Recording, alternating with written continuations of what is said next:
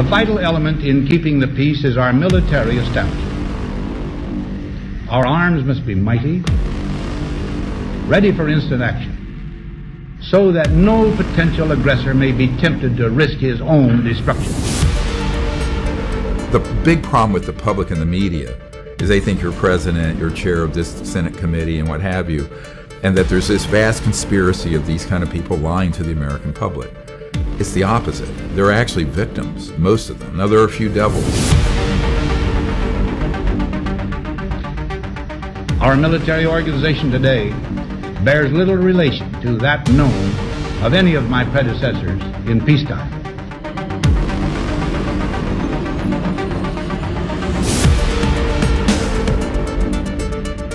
When it comes to field operations and the stuff that I was doing in my arena as a special operator, they don't know about what they're doing and how they play in with this black budget stuff. Let's start with Lockheed Skunk Works.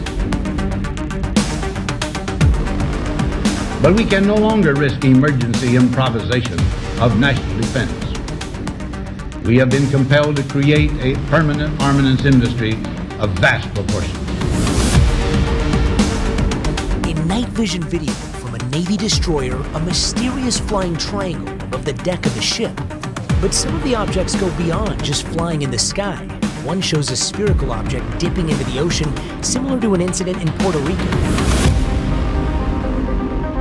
I want to make a distinction between the black budget and highly classified, legally overseen projects. Mm-hmm. Here I'm talking about, there's a guy I'm working with now who literally oversees the black budget of the United States. He was never read in on the UFO or UAP issue. And when he tried to find out, he went out to the Lockheed Skunk Works, he was shown a bunch of these conventional propulsion systems. He was not shown the ones that are the man-made UFOs, that are the electrogravitics, the things that float, boom, 100,000 miles per hour. They combed through data and records and analyzed videos like this.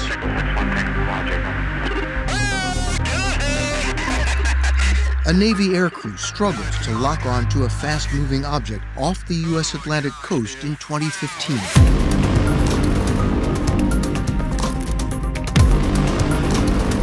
$3.5 million men and women are directly engaged in the defense establishment.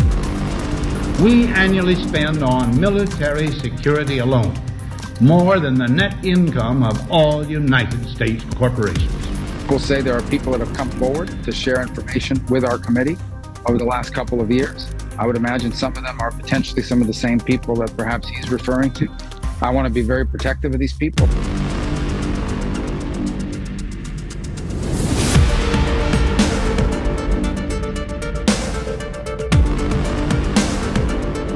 Inside of the craft seemed almost infinite. Mr. Bray, can you describe what we're looking at? What are we observing? It's reflective in this video, somewhat reflective, and it quickly passes by the cockpit of the aircraft. Now, this conjunction of an immense military establishment and a large arms industry is new in the American experience. The total influence, economic, political, even spiritual, is felt in every city, every state house, every office of the federal government. We recognize the imperative need for this development. Eisenhower warned us about the military-industrial complex. He warned us about this a long time ago, and here it is. Yet we must not fail to comprehend its grave implications. Our toil, resources, and livelihood are all involved. So is the very structure of our society. In the councils of government, we must guard against the acquisition of unwarranted influence, whether sought or unsought, by the military-industrial complex. The potential for the disastrous rise of misplaced power exists.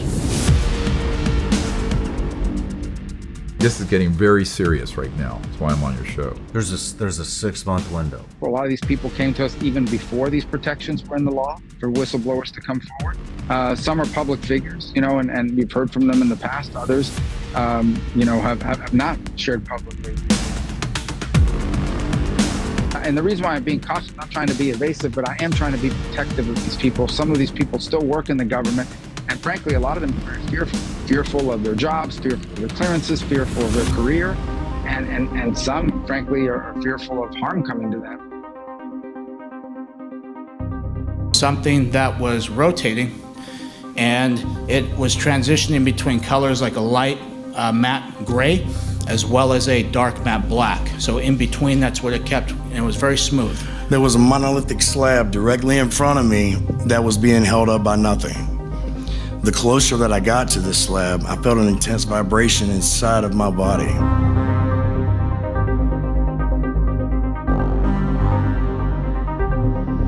We must never let the weight of this combination endanger our liberties or democratic processes. We should take nothing for granted. Only an alert and knowledgeable citizenry can compel the proper meshing of the huge industrial and military machinery of defense with our peaceful methods and goals, so that security and liberty may prosper together.